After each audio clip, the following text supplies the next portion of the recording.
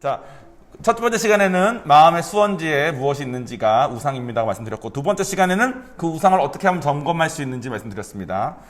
세 번째 시간, 지난주에는 우상을 붙들고 살다 보면 어떻게 되는지를 말씀드렸습니다. 우리는 주님께 속한 자이기 때문에 그 보수주의 대학의 제일 유명했던 대학의 총장이었던 제리 팔웰이라는 사람이 정말 사소한 사건 하나로 다 들통나가지고 지금 총장직에서도 막 면직당하고 됐는데, 저는 개인적으로 하나님이 그 사람을 너무 사랑하셔서 그 사람이 하고 있던 그 이중생활, 남들한테 말할 때는 거룩한 총장인데 실제로는 몰래 술 마시고 아무도 모르는 데서는 자기 와이프만 알고 있는 행동 막 하다가 하나님께서 그 사람을 치셔서 말도 안 되게 모든 걸 다 잃었지만, 그 사람이 즐기던 거, 그 사람이 누리던 명예 다 잃었지만 그 사람은 더 이상 그 은밀한 죄를 이제 못 짓고 사니까 하나님이 사랑하시는 자는 그렇게 쳐서라도, 제가 말하는 친다는 것은 때린다가 아니라 리빌드에게 놔두시는 거죠.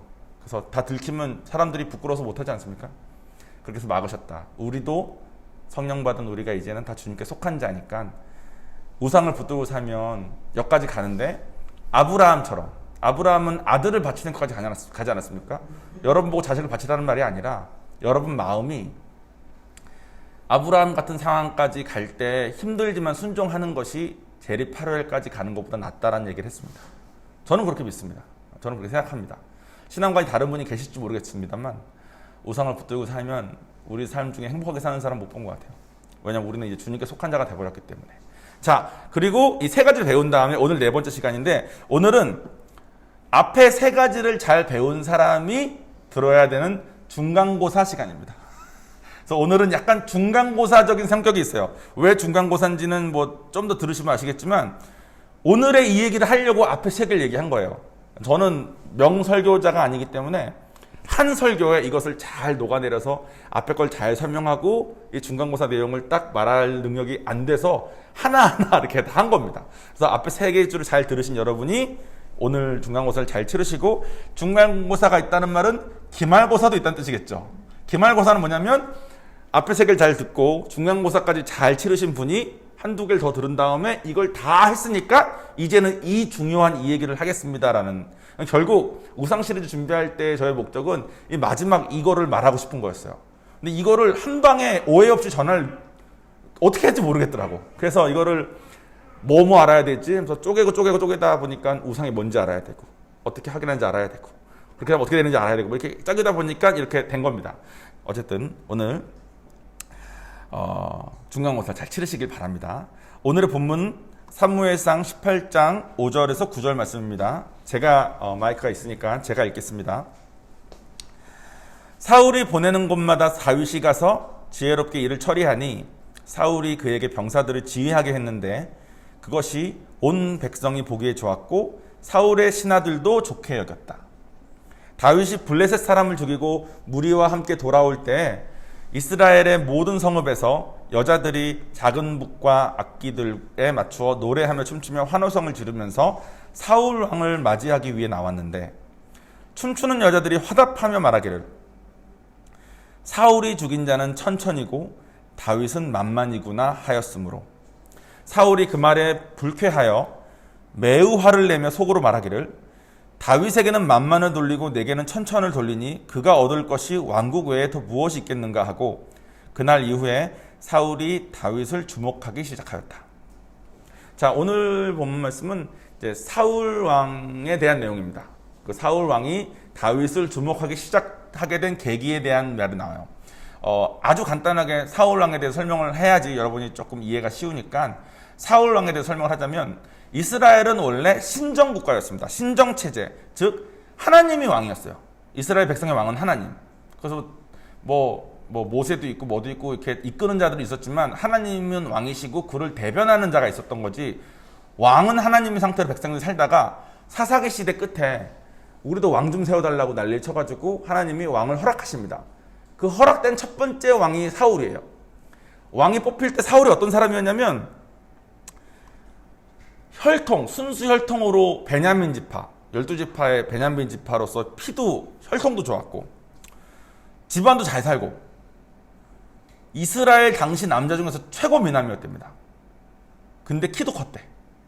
당시에도 키가 크고 작은 게 조금 좀 남자들의 외모로서 이슈였나 봐요. 그럼 뭐 세대가 바뀌어도 바뀌지 않네요. 그죠? 잘생기고 키 크면, 그리고 부잣집. 사울이 그랬답니다. 근데 거기다가 보통 그런 애들은 싸가지가 없어야 되잖아요. 근데 얘는 효자였대. 효자인 게 성경 말씀이 나와요. 근데 신앙적으로도 하나님에 대해서 겸손과 미덕을 갖춘 자였대. 그러니까 다 갖춘 자죠. 그래서 그런 자, 그러니까 즉 당시 이스라엘 백성들이 왕을 뽑아달라고 하니까 이스라엘 백성 중에서 제일 나은 사람 하나를 잡아서 왕으로 세워준 겁니다. 이 사람이 왕이 될 때까지 겸손하게 잘 가고 잘 가다가 왕이 된 다음에 하나님 축복을 받아서 막 전쟁도 이기고 잘 돼요. 그러니까 이 사람이 조금 변질됩니다. 그 나중에는 왕은 왕이고 제사장은 제사장이고 제사드리고 하나님의 뜻을 전하는 제사장 역할과 왕의 역할은 구분된 건데 나중에 지가 제사장 역할도 그냥 슬쩍 하고 그리고 전쟁에 승리됐을 때 예전에는 이거 모든 거 하나님께서 하셨습니다 영광 돌리던 애가 갑자기 쥐가 좀 잘해서 된 것처럼 자기도 공로를 돌리기도 시작하고 그리고 막 어떤 적을 쳐서 이렇게 하라라고 하나님이 특별한 지시를 내리셨는데 그것도 다 하지 않고 순종하지 않고 불순종하고 이렇게 됩니다. 그러니까 하나님이 그 사울 왕을 제가 말씀드린 것처럼 최악의 형벌은 제르파루엘처럼 그걸 간섭해서 그걸 들통나게 하는 거는 사랑하는 거라 그랬죠. 그게 아니라 최악의 형벌인 내버려 두십니다. 사울을. 사울이 그 상태로 내버려 두면 되니까 그 준수했던 청년이 나중에는 자기의 삶에 고민이 가득하고 탐욕이 가득하고 질투가 가득하고 악신들에게 매일 시달리는 삶을 맨날 살기 시작합니다. 그 이스라엘 나라도 점점 쇠퇴하기 시작해요. 왕이 흔들리기 시작하니까. 그때 다윗이라는 사람을 이제 사울 다음에 왕으로 세우겠다고 하나님이 기름 부으셨다는 일이 생깁니다. 그 다음이 오늘의 본문이에요. 오늘 본문을 보면 사울이 다윗을 써요. 다윗이 일처를 너무 잘하는 거야. 병사들도 지휘하게 했는데 병사들 지휘도 너무 잘하는 거예요. 사울의 신하들조차도 다 너무 좋게 보는 거야. 그 다윗한테 전쟁을 한번 맡겼는데 다윗이 그 전쟁을 하고 돌아오는데 6절에 보면 이스라엘 모든 성읍의 여자들이 어쩌고 저쩌고 하면서 사울 왕을 맞이하기 위해 나왔는데 여자들이 북치고 장구치고 노래 부르면서 사울 왕을 맞이하기 위해서 나와서 노래 부르는 노래의 내용이 사울은 천천을 죽였는데 다윗은 만만을 죽였네라고 노래를 계속 부르는 거예요. 그러니까 사울이 화가 난 겁니다. 화가 나고 사울이 다윗이 저렇게 신임을 얻으니까 이 나라를 제가 뺏어가겠구나 라는 마음을 먹게 됩니다. 오늘은 사울이 이 천천히요와 만만히요를 라는 그 노래에 대해서 반응하는 모습에 대한 얘기를 좀 할 겁니다. 사울은 결국 자살해요. 견디다 못해 마지막에 자살합니다. 근데 사울의 삶 자체에 대한 내용은 나중에 저희가 이제 성경을 제대로 배울 때 할 거고 오늘은 용어 정리를 배운 날이니까 오늘은 이 사울이 천천히요와 만만히요에 대해서 반응하는 것에 대한 얘기를 할 거예요. 이거는 솔직히 단어로 표현하자면 이미지에 대한 내용입니다. 이미지. 사울은 왕이 된 후에 자신에게 주어지는 것들로 인해 생기는 자신의 모습, 즉 자기의 이미지를 붙잡았습니다. 그리고 사람들 앞에 세워진 자기의 이미지가 하나님보다 중요해서 모든 것을 망친 사람이에요. 즉 하나님을 붙잡은 게 아니라 자신의 모습을 붙잡은 거죠. 여기까지만 딱 들으면 보통 설교가 이제 여기까지 끝나면 뭐 제가 앞에 제대로 설명을 하지 않았지만 대충 이렇게 들으면 무슨 말인지 상황은 알아들은 거잖아요. 여기까지 들으면 이제 그래 그러면 하나님을 붙잡아야지 저러면 안 되지 하고 끝납니다.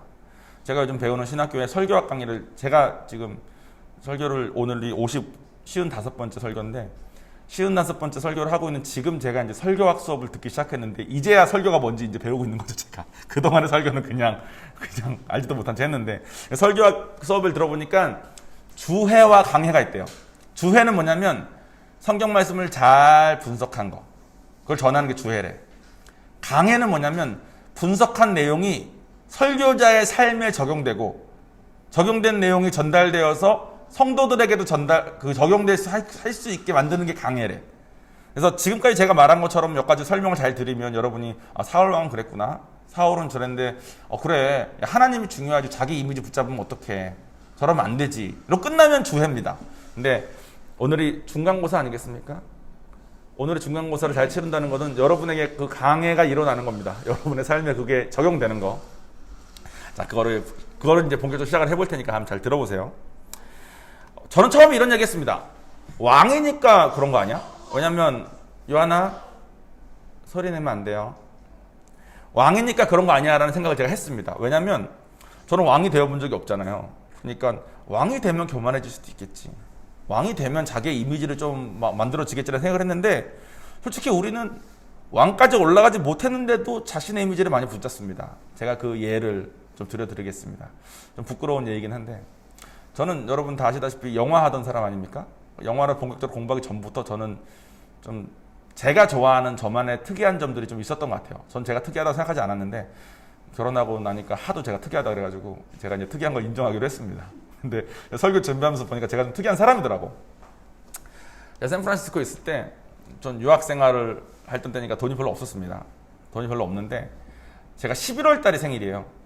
11월 달에 제 생일에 저를 축하하겠다고, 축하는 아니지만 뭐 그걸 기념하겠다고 돈을 열심히 모았습니다. 돈을 열심히 모은 다음에 저에게 정말 잘 어울리는 티셔츠를 한 3, 4일을 거의 모든 쇼핑몰 다 돌아다니면서 제가 살 수 있는 버짓에 맞는 티셔츠를 하나 사. 이거 진짜 나한테 잘 어울리고 진짜 예쁘다. 그러면 그 티셔츠 산 다음에 우리 교회 다니는 청년들 남녀를 구분하지 않고 11월 달에 생일인 사람의 모든 생일 선물은 그 티셔츠를 줬습니다.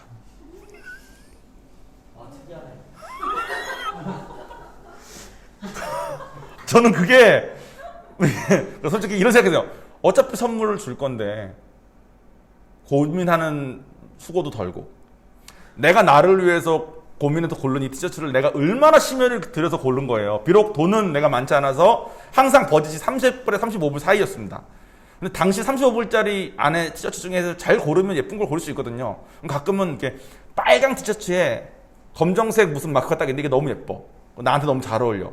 그럼 이거를 각 사람의 사이즈를 다 알아서 그 사이즈에 맞춰 다 줬습니다. 여자애들이 그거를 받으면 이게 뭐야? 그럼 내가 11월 생일인데 너 생일 선물 이걸 같이 주는 거야. 뭐 커플티 입자는 거, 그게 아니라 너랑 나만 받은 게 아니라 11월 생일은 다 받았어. 그럼 애들이 이제 좀 이상하게 생각하죠. 근데 그거를 매년 했어. 샌프란시스코에 제가 한 6년 있으면서 그걸 매년 했어. 그러니까 저에 대한 이미지들이 생기는 거예요. 처음에는 제가 정말 순수한 마음으로 했습니다.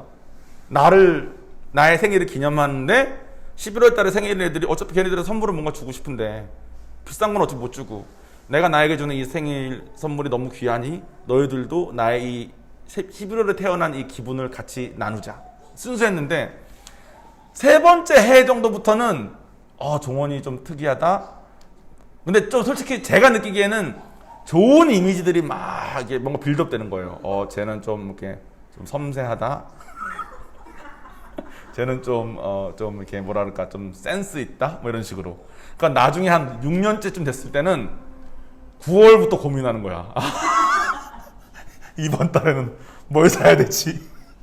이번 달은 어떤 걸 사야 되지? 그래서 이제는 저만을 위해서 예쁜 걸 산 다음에 똑같은 거 산 게 아니라 우리 구성원들이 있는데 우리 모두에게 잘 어울리는 건 뭐지? 막 이게 변질되는 거죠. 제가 저에게 세워진 이미지를 붙든 겁니다. 또 다른 예를 하나 드려드릴게요. 부끄럽지만 계속 말을 해야죠. 뭐 강해가 되려면 여러분에게도 적용이 돼야 되니까. 들으시면서 여러분도 그런 거 있어요. 방금 제가 말한 이런 건 없을 거예요. 그죠? 이런 짓은 잘 안 하잖아. 그런데 두 번째 말하는 건 비슷한 게 있을지도 모릅니다. 제가 고등학교 2학년 때 사촌 누나가 저를 커피숍에 데려갔어요. 그러니까 지금은 카페죠. 근데 당시 저는 고등학교 2학년이니까 요즘 세대랑 다르게 당시에 우리 때는 뭐 고등학생 때 커피숍 이런 데 가지 않았잖아요. 약간 어른이 가야 되는 거, 저긴 대학생들 이상만 가야 되는 컨셉이었습니다. 우리 와이프는 압구정에 살아서 고등학교 때부터 이미 잘 다녔는데 저는 없었어요. 저는 시골 살았으니까. 고등학교 2학년 때 갔는데 커피숍 메뉴판을 봤는데 알아먹겠는 게 하나도 없는 거죠. 뭐 커피 메뉴 이름이 뭐 다 희한하게 생겼으니까. 한 5분인가를 열심히 고르다가 누나는 먹고 싶은 거 아무나 마셔 그러는데 뭔지 모르겠으니까 내가 이제 헤이즐넛을 골랐습니다. 헤이즐넛을 골랐는데 누나가 종원이 커피를 좀 아는구나 그러는 거예요. 근데 그때부터 나는 커피를 아는 사람이고 싶은 이미지를 내가 붙잡은 거야. 그래서 저는 향 커피를 즐기는 사람이 아니에요. 향을 잘 맡지도 못하고 향으로 음식 먹는 걸 잘 힘든데 헤이즐넛은 향커피 아닙니까? 나는 그 향을 맡으면 머리가 아팠는데 커피 좀 아는 사람이고 싶어서 2년 동안 헤이즐넛만 마셨어.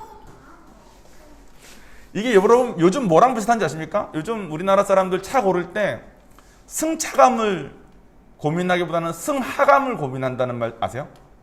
승차감은 탔을 때 내가 감이 좋은 거잖아요. 승하감은 하차했을 때 하차감이구나. 하차했을 때 사람들이 보고 오 자기가 만든 이미지죠. 난 이런 사람, 나 이런데 사람들이 내가 지금 이 차를 얼마를 대출 받고 이거 할부 나누라 내가 얼마나 고생하는지랑 상관없이 그거는 남들은 모르는 거니까 남들에게 보여지는 내 모습이 이 이미지가 이렇구나. 나의 실정과 상관없이. 사울도 다윗이 기름 부음 받았을 때 이미 게임 끝난 거 아닙니까? 근데 하나님이 이미 결정된 거 그러니까 내 대출이 있건 말건 상관없이 하나님이 이미 누구를 기름 부었건 말건 상관없이 지금 내가 생각했을 때 그 이미지, 내가 생각했을 때 이게 중요하다 싶은 게 더 중요해져 버린 거예요. 그래서 사울이 망했습니다.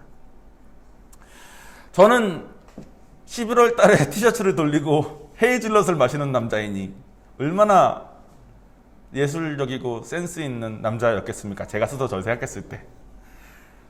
거기다 저희가 인카운터 때 맨날 배우는 내용이 잘못된 기억 장치잖아요. 내가 잘하는 건 기억나고 잘못하는 기억 안 나는 거.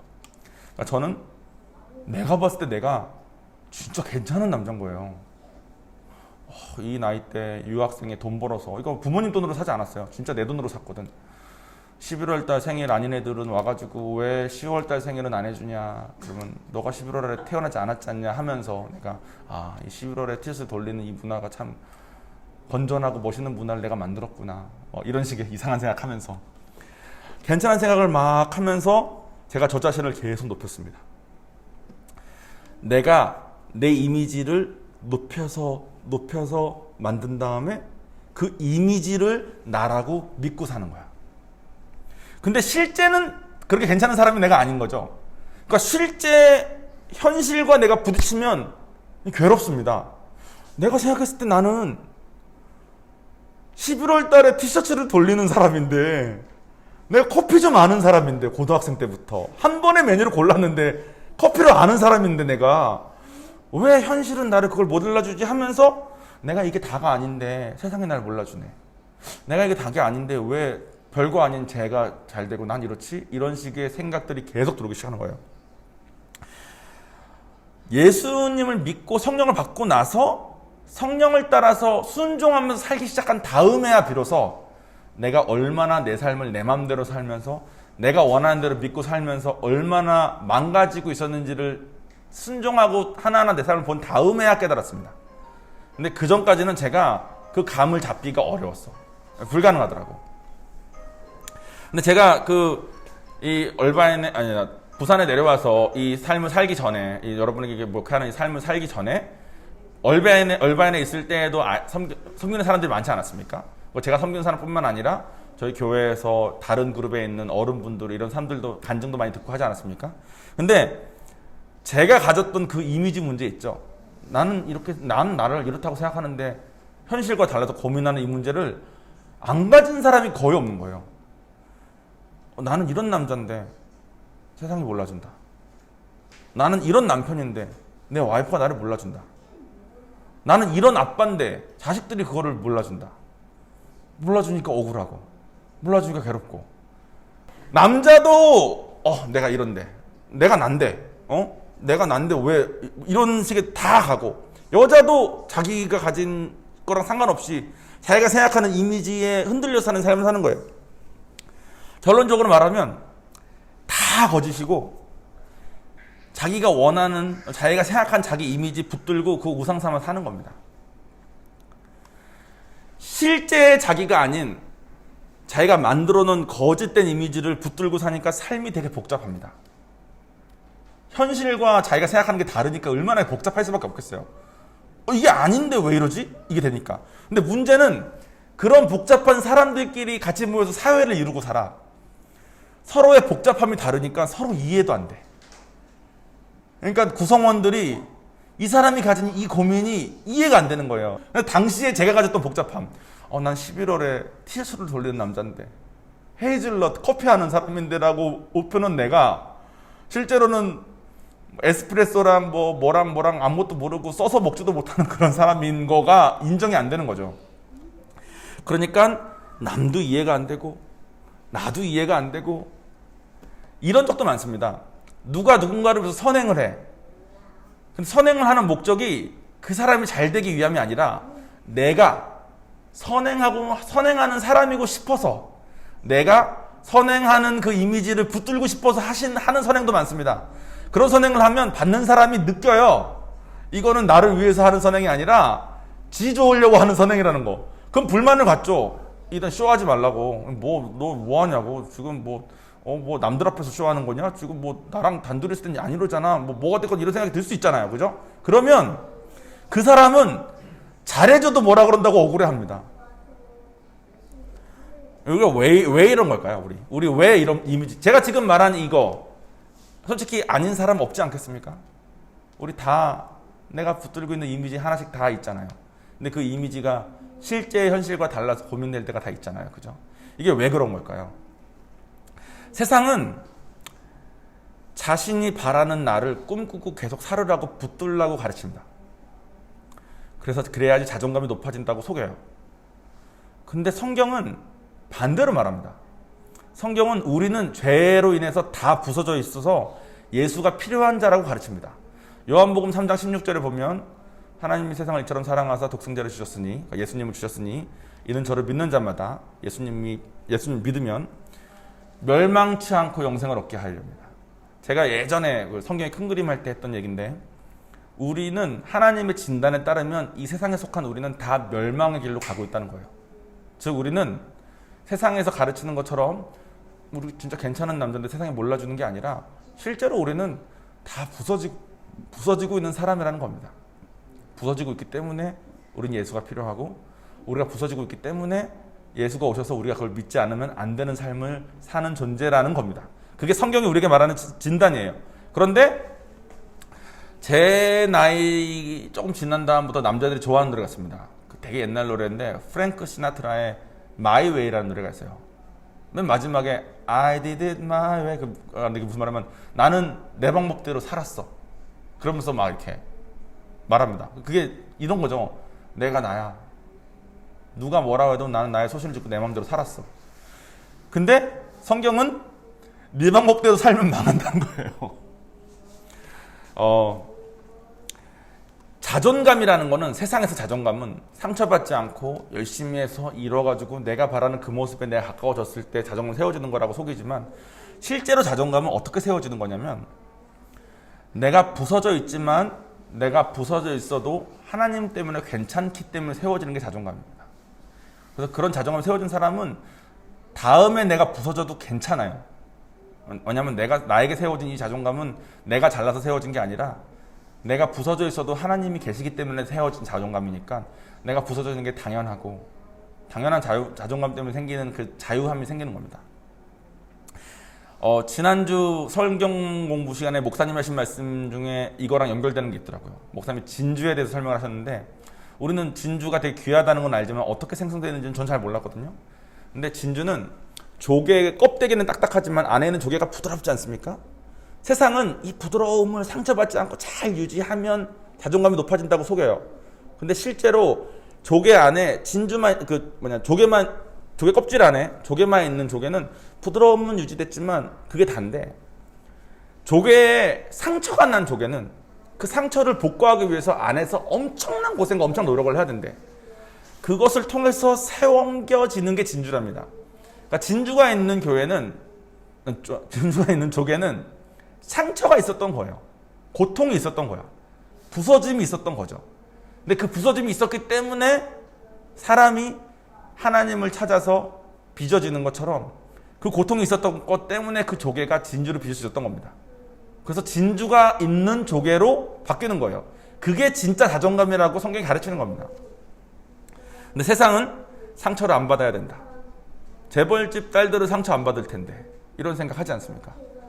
그게 우상이라고 한다면. 근데 이 세상에 상처가 없는 자가 없다는 거예요. 예수님의 족보를 보면 개족보입니다. 족보들 보면 정말로 말도 안 되는 막 사람들이 막 선조들로 있어요. 저는 처음에 그런 생각했어요. 왜 이렇게 창녀도 껴있고 이렇게 껴있고 막 이런 이상한 족보를 이렇게 오셨지? 생각했는데 제가 어떤 목사님께 배운 바에 따르면 예수님은 그렇게 오실 수밖에 없었다는 거예요. 왜냐하면 이 세상에 멀쩡한 사람은 아무도 없기 때문에 잘 가려서 안 보일 뿐이지. 우리는 신앙생활을 하고 있습니다. 지난주에 우리 메시지의 내용이 우리는 하나님께 속한 자이기 때문에 우리는 이제 하나님의 속한 자로 사는 삶을 살 수밖에 없다는 얘기를 했어요. 그죠? 근데 하나님은 거짓이 없으신 분이야. 거짓과 함께 하실 수 없는 분이고. 근데 우리는 우리가 생각하는 거짓된 이미지들을 잔뜩 가진 사람들이에요. 부서진 모습을 감추기 위해서. 그러면 신앙생활 복잡해집니다. 왜냐하면 세상에서는 내가 나를 높여서 굳이 누군가의 도움받지 않아도 되는 상황으로 너가 가라는 거를 배워서 살다가 왔는데, 그러니까 내가 예수가 필요하기보다는 내가 나른 건 다 알아서 잘할 테니까 요거 좀 잘 안 되네, 요걸 하나님께서 도와주면 좋겠다라는 마음으로 왔는데, 성경은 너는 모든 게 다 망가진 사람이라고 가르치니, 너가 모든 게 망가진 사람이기 때문에 예수가 필요하다고 가르치니까 이게 안 맞는 거죠. 아구가 안 맞는 거예요. 그러니까 복잡한 신앙생활을 하다가 신앙생활을 자기의 삶과 연결이 안 된 채 그냥 어느 정도 선에서 나에게 적용되는 것만 붙들고 사시는 신앙생활이 너무 많습니다. 근데 우리는 성경 전체를 다 믿어야 돼. 성경 전체에 따르면 우리는 다 부서졌기 때문에 죄인을 위해 오신 예수님이 우리랑 상관이 있어서 우리에게 소망이 있다는 게 성경의 내용이라는 거예요. 자, 여러분들은 어떤 이미지를 붙들고 사십니까? 자, 이제 중간고사 거의 다 치렀어요. 제가 지금 표정 봤을 땐 다들 잘 치르고 계십니다. 한국 사람들은 착한 사람 컴플렉스가 있습니다. 저도 착한 아들 컴플렉스가 꽤 심했어요. 예전에 엄마 아버지께 착한 아들이려고 쇼 많이 했습니다. 저희 와이프도 착한 딸이려고 쇼 많이 했더라고요. 여러분 다 착한 자식이려고 쇼 하셨죠? 착한 사람이고 괜찮은 남자, 괜찮은 여자이려고 사회생활 하시면서도 다 쇼하고 있지 않습니까? 근데 그게 우리가 만든 이미지라는 거예요. 세상에서는 그게 예의라고 하는데 서로에게 자기의 치부 드러내고 하면 불편하죠. 왜냐면 상대방은 나를 사랑할 마음이 없는데 그 사람에게 사랑이 필요한 모습을 보여주면 그 사람이 불편하지 않겠습니까? 그러니까 서로가 불편하지 않게 해주는 게 예의라고 세상은 가르치는데, 세상에서는 그게 예의인지 모르겠지만 이 기독교 안에서는, 또 주님 안에서는 서로가 부서져도 괜찮은 게 안전함입니다. 서로가 부서져 있는 모습을 보여줘도 괜찮은 게 하나님 안에서의 울타리예요.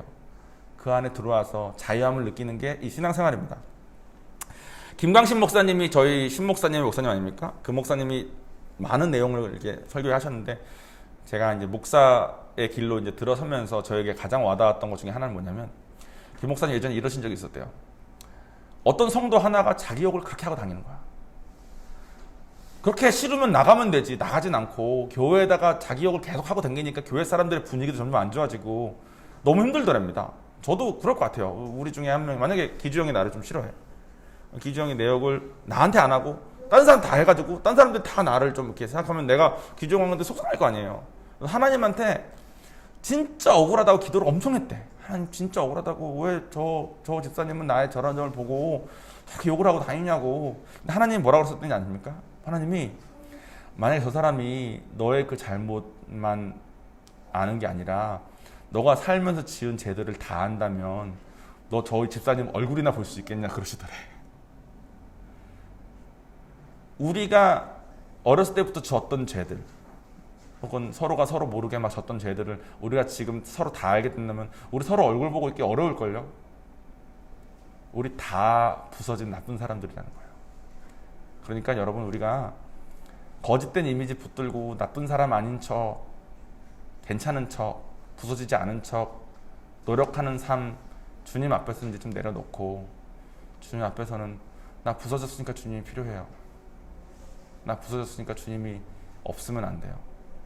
주님 없으면 난 소망이 없어요 라는 성경에서 말하는 삶으로 점점 가셔야 됩니다. 그걸 가시려면 여러분에게 있는 그 이미지들의 우상을 내려놓고 하나님으로 올려야 돼. 이게 중간고사입니다. 저희한테 말씀하실 필요까지는 없고, 뭐 저랑 와이프에게 따로 1대1로 말씀하시면 괜찮은데 오픈된 자리에서 뭐 말씀하실 필요는 없지만, 최소한 하나님께는 여러분의 부서진 모습, 여러분이 만드신 그 거짓된 이미지를 하나님께는 다 알려드리십시오. 하나님이 이미 다 아시는데 뭐. 하나님은 여러분이 그걸 들었다고 해서 딴 사람한테 가서 고자질 안 하십니다. 하나님만 아셔. 그러니까 하나님한테는 말해도 돼. 그 말을 해야 되는 가장 큰 이유가 뭐냐면, 하나님은 그런 이미지 들고 오는 거짓된 모습을 받으실 수가 없어요. 그러니까 하나님한테는 여러분의 진실된 모습을 들고 가셔서, 근본적으로는 하나님한테 인정받을래, 사람한테 인정받을래의 문제입니다. 근데 하나님한테 인정받는 건 다른 사람 눈에 잘 안 보여. 그리고 다른 사람은 심지어 오해도 많이 해요. 그러니까 이게 좀 할 동기부여가 잘 안 됩니다. 사람에게 인정받는 거는 즉각적인 동기부여가 생기니까 11월에 티셔츠 돌리는 사람인데 그 청년부에 약간 이렇던 그 약간 바이브가 있었어요. 그거는 너무 즉각적이니까 너무 좋지 않습니까? 그런 건 우리가 잘 붙듭니다. 하차감 이런 건 바로 붙들지 않습니까? 하얀색 벤치에서 내렸더니 사람들이 커피 마시다가 한 번 날 쳐다보고 부끄러워서 안 본 척하는 그런 느낌 즐기면서 그런 거 있지 않습니까? 근데 그렇게 거짓을 들고 하나님한테 가면 하나님 받으실 수 없는데, 왜 받을 수 없냐면 이렇습니다. 진실되게 살아야 된다는 건 속임이 없다는 거예요. 근데 속임이 없으면 현실에 나의 부족함이 다 드러나니까 사람들로부터 올 비난과 저주들이 두렵습니다. 그러니까 우리가 다 가면 쓰고 이미지 만들어 사는 거죠. 근데 진리는 이 부서진 현실을 있는 그대로 받아들이는 능력입니다. 그러니까 우리는 반드시 이 진리의 능력에 기대어서 살아야 돼. 즉 하나님 없이는 아무것도 할 수 없는 거예요. 우리는 그 능력이 없어. 우리는 우리가 가진 이 현실을 있는 그대로 받아들이고 있는 그대로 그거를 가지고 살 자신이 없어요. 왜냐하면 세상의 비난이 너무 두려우니까. 근데 진리가 그걸 받아들이는 능력인데, 이 진리가 예수님이라는 거야. 그래서 예수님만이 우리를 자유케 하실 수 있는 진리라는 겁니다. 우리가 그 진리를 붙든다면 사람들의 비난과 저주들을 우리가 그거보다 자유할 수 있습니다. 왜냐하면 사람들이 정원아, 너 헤이즐넛 커피 좀 마시는 줄 아는 줄 알았는데 너 커피 에스프레소 쓴맛조차 못 즐기는 그런 애였어? 그랬을 때 세상적인 방법이라면 내가 원래는 아는데 나는 헤이즐넛 같은 느낌이 더 좋아서 난 다 아는데 이거 즐기는 거야 라고 말하겠죠. 그게 내가 만든 이미지 아닙니까? 실제 나는 내가 예수가 있으면 맞아, 나 커피 몰라. 헤이즐넛 처음 마셨을 때 좋은 줄 알았는데 나 잘 몰라. 이래도 괜찮다는 거야. 나 예수 있으니까. 예수가 나 위해서 죽었으니까. 이게 진리의 능력입니다. 그럼 사람들 앞에 내가 있는 모습 그대로 부족한 점을 말할 수 있고, 뭐 하나님 앞에는 더더욱 되면 여러분 마음 안에는 자유함이 있습니다. 그냥 더 이상 이미지 만들 필요도 없고, 예전에 만들었던 이미지와 나중 이미지가 달라서 나 예전에 뭐라 그랬었지? 고민할 필요도 없고. 저는 와이프랑 신혼 때 살면서 처음에 그냥 별 생각 없이 말했던 것들과 와이프가 그 얘기를 잘 분석한 다음에 저에게 근데 왜 앞뒤가 말이 안 맞는 것 같지? 하면서 저에게 그것을 질문했을 때 당황했던 기억이 진짜 지금도 나거든요. 나 옛날에 뭐라 그랬었더라? 내가 옛날에 뭐라 그랬는데 지금 저렇게 말하지? 그때 진짜 별 생각 없이 그냥 말한 건데. 근데 저는 진짜 별 생각 없이 말했다고 생각했는데 다 그때그때 그냥 즉석에서 만든 내 이미지들이었던 거야. 다 거짓인 거죠. 나는 그거 붙들고 사는 거에 너무 익숙한 사람이니까. 사울이 그랬습니다. 사울한테 그동안 지은 죄 때문에, 너가 변질된 것 때문에 하나님이 너 이제 아니다 그러면 이제 아닌 것으로, 난 죄인이기 때문에 이걸 다 잃은 사람으로 예전에 지었던 그런 죄들에 대해서 회개하면서 그동안의 은혜에 감사하고 남은 삶 살면 되는 거였어요. 사울이 내가 왕인데 하나님이 날 왜 버리고 저 사람을, 이런 식으로 복잡하게 지가 만든 이미지 유지하려고 싸우다 보니까 자결까지 간 겁니다. 설교를 마치겠습니다. 여러분, 오늘 나름 구체적으로 이것저것 예를 많이 들었는데 이제 여러분들이 만든 이미지가 무슨 컨셉인지는 이해를 다 하셨죠. 이 이미지를 왜 만드는지도 이해가 되시죠. 왜냐하면 세상에서 비난하니까, 또 세상에서 그렇게 하면은 루저라고 욕할 것 같고, 그렇게 하면 자존감이 낮은 사람이라고 하니까. 그런데 우리에게 소망이 있습니다. 왜냐하면 예수님이 그래서 오셨다는 거야. 우리가 부서진 사람이기 때문에 오셨다는 거야. 그러니까 여러분들은 진리이신 예수님을 붙잡고 그 이미지대 우상을 내리고 자유함을 누리셨으면 좋겠습니다. 지금 기도하실 때 오늘 머릿속에 떠오른 그 이미지 하나님께 들고 한번 가봅시다. 하나님, 나 이런 사람이고 이렇게 하는 사람이고 이런 걸로 나 방어하던 사람이에요. 그런데 하나님 앞에서는 그거 이제 벗어버리고 싶어요. 그리고 진리이신 예수님, 나도 그 복음 붙들고 자유하고 살고 싶어요 라고 기도하는 시간 갖겠습니다.